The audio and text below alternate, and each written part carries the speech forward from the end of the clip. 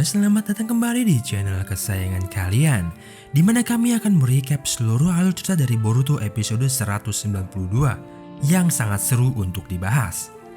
Di episode kali ini, yang berjudul Masa Lalu, membahas di mana saat Kawaki masih kecil yang tinggal bersama ayahnya. Setelah insiden jatuhnya pesawat di perbatasan Konoha, Kawaki harus dirawat di rumah sakit Konoha setelah harus bertarung habis-habisan dengan pengintai dan juga Garo. Di sini, Kawaki mengalami mimpi tentang masa lalunya. Dari kecil, Kawaki harus bekerja keras membelah kayu untuk mendapatkan uang.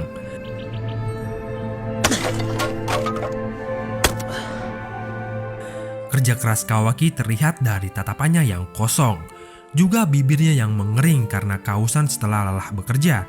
Hasil dari belahan kayu hutan harus ia kirim ke paman pengepul kayu. Namun sayang, di masa setelah Perang Dunia Keempat, ekonomi menjadi sulit. Jadi si paman hanya memberi sedikit uang. Kawaki harus melanjutkan perjalanannya lagi dan pergi ke sebuah warung sake. Bahkan kakek penjual sake berkata, "Lagi-lagi ayahmu menyuruhmu ya. Pasti berat bagi anak kecil sepertimu mengalami hal seperti ini." Di tengah perjalanan pulang, Kawaki terpana akan keindahan ikan mas. Di sini, Kawaki bertemu dengan pedagang ikan mas. Merasa tak mempunyai uang untuk membeli ikan mas, Kawaki langsung pergi. Tetapi di sini, abang tukang ikan mas memberikan Kawaki tiket masuk ke pertunjukan ikan hias di kota dekat kaki gunung. Di sini si abang ikan mas diberitahu oleh pedagang lain tentang Kawaki yang tinggal bersama ayahnya yang pemabuk. Gosipnya dulu ayahnya adalah shinobi yang hebat.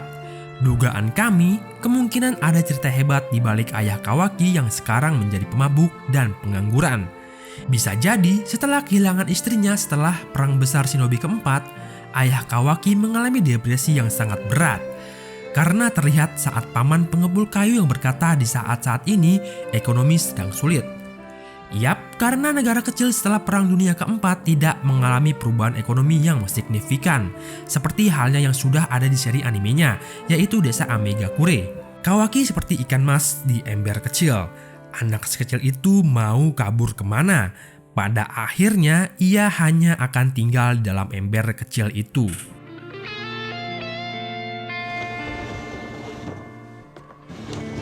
Setibanya pulang ke rumah, Kawaki langsung memberikan sake kepada ayahnya.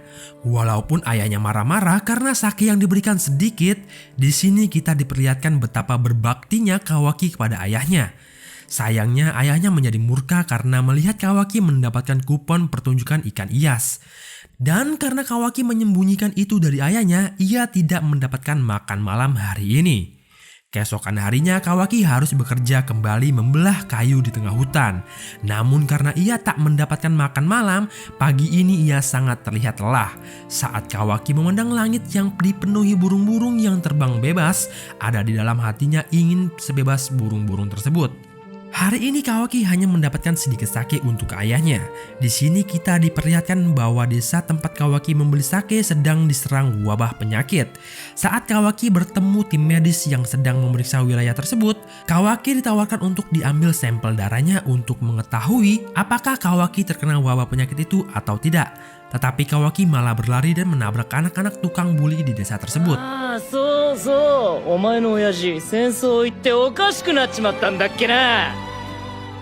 Hidup Kawaki memang sangat sulit.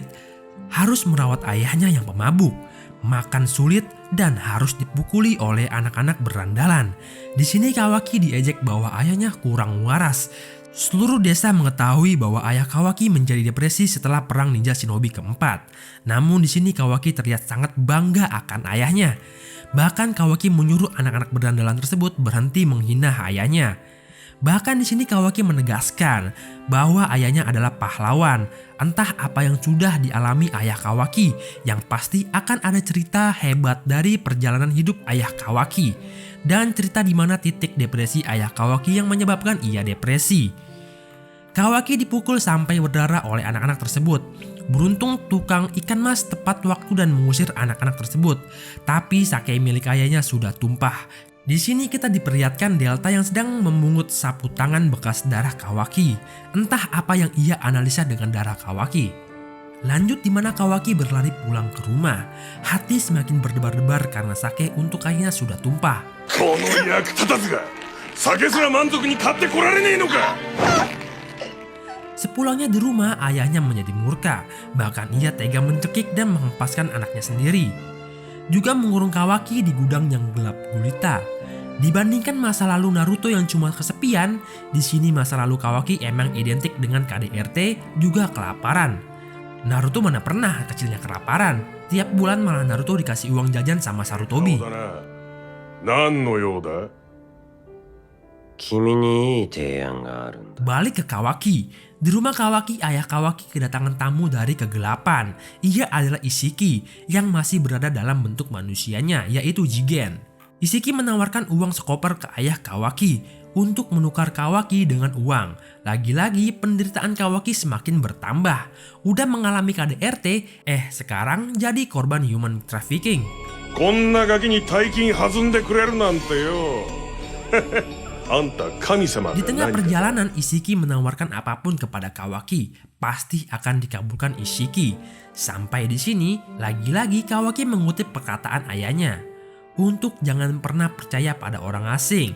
Nah, di sini aja perkataan ayah Kawaki kayak orang beneran. Fix pasti akan ada cerita keren dari ayah Kawaki. Di dalam terowongan ternyata si tukang ikan menghalangi Ishiki. Di sini niat jahat si tukang ikan adalah untuk menculik Kawaki dan menjualnya. Lagi-lagi Kawaki diperlihatkan bahwa perkataan ayahnya benar. Dan Ishiki dan si tukang ikan bentrok. Tapi si tukang ikan nggak tahu bahwa yang ia hadapi adalah Otsutsuki. Sampai di mana si tukang ikan nggak tahu lagi kabarnya. Juga Kawaki meminta ikan mas kepada Ishiki. Sampai di mana perkataan mengerikan Ishiki membuat Kawaki terbangun dari tidurnya. Di depan Kawaki sudah ada Naruto, Shikamaru juga Sai. Dan perkataan Naruto seperti ini. Kamu sekarang di tempat yang aman, tak ada yang perlu kamu khawatirkan. Nah, kedepannya pasti kita akan diperlihatkan bagaimana bocah yang penuh lubang di hatinya akan sedikit demi sedikit diisi dengan cinta dan kasih sayang dari seseorang yang juga memahami, juga pernah merasakan hal yang sama. Nah, sekian dulu cerita dari kami. Jangan lupa like dan subscribe channel ini untuk mendukung channel ini lebih baik ke depannya.